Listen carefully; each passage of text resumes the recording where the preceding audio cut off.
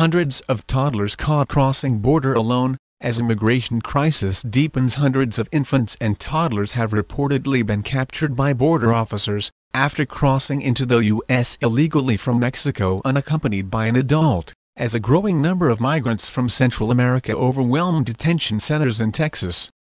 The U.S. Border Patrol detained 378 children aged 2 or less, who were traveling without a parent or guardian from October 1 through June 11. According to data obtained by Fusion from the office of a high-ranking Democratic senator who wasn't identified. Of those, 95 were under a year old. Parents may be sending their wee ones across the border in hopes they will be allowed to stay, fueled in part by misconceptions among migrants, that people with children can enter the U.S. legally. The federal government will spend more than $1 billion this year feeding, clothing and otherwise babysitting the children until suitable adult guardians can be found. HHS claims 85% of them are reunited with family members, but those are guardians in the United States, not in their home countries.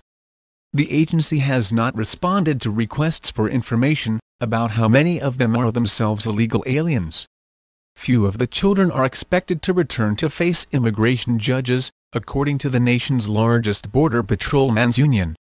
In 2012, President Obama announced a policy intended to delay the deportation of illegal immigrants, who were brought to the U.S. as children before 2007.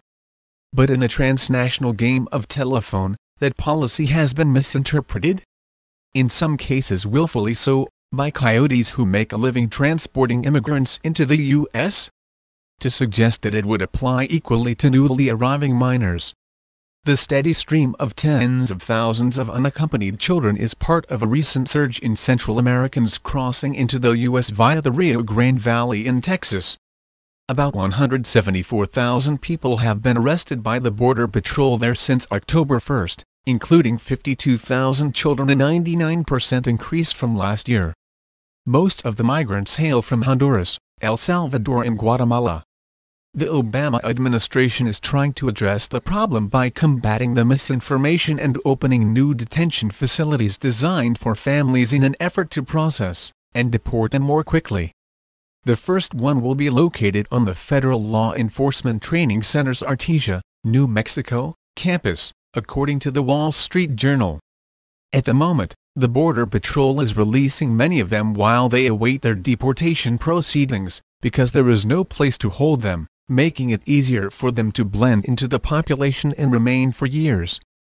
The immigration agency currently has only one detention center designed for families, an 85-bed facility in Pennsylvania. The rising number of migrants have overwhelmed U.S. authorities at the U.S.'s busiest corridor for crossings in South Texas, forcing them to seek out additional detention space.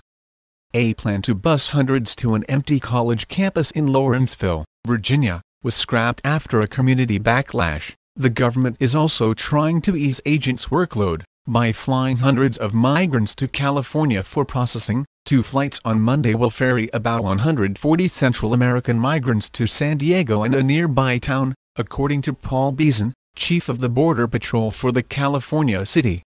The flights are expected to continue every 3 days, primarily filled with families with young children, but no unaccompanied minors.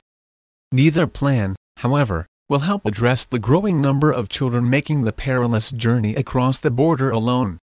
Vice President Joe Biden met with Central American leaders in Guatemala on Friday in hopes of discouraging minors from making the voyage and emphasizing that traveling with children does not give migrants a free pass.